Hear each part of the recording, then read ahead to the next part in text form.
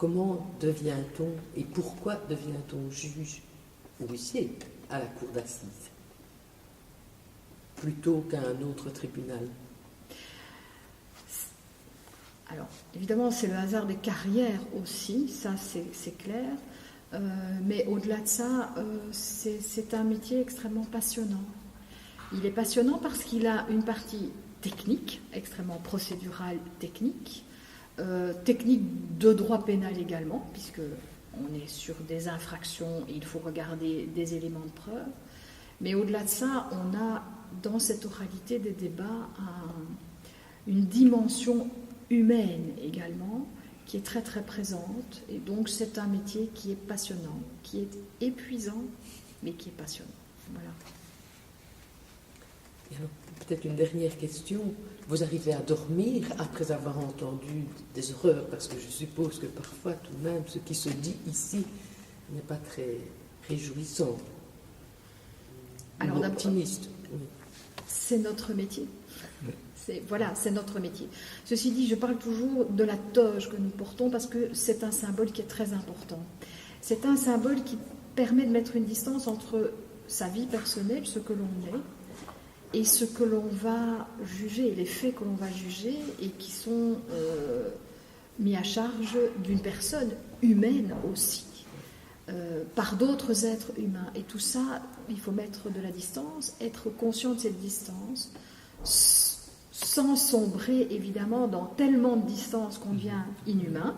Donc la toge ne doit pas être trop loin du corps, mais elle ne doit pas être trop près non plus, sinon on s'effondre sur le plan de l'émotion. Et je pense que la carrière, tout l'enjeu de la carrière, c'est de garder cette bonne distance pour rester humain, serein, à l'écoute, et à la fois ne pas s'éloigner trop de cette humanité, ou s'en rapprocher trop, et ne pas sombrer. Monsieur, vous êtes aussi, pas tout à fait par hasard, greffier à la cour d'assises. Un petit peu par hasard, oui. C'est-à-dire que je suis criminologue de formation et disons que au niveau de la profession, c'était un peu bouché.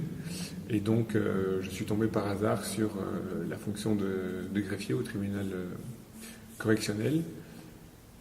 Et j'ai fait un mois d'audience.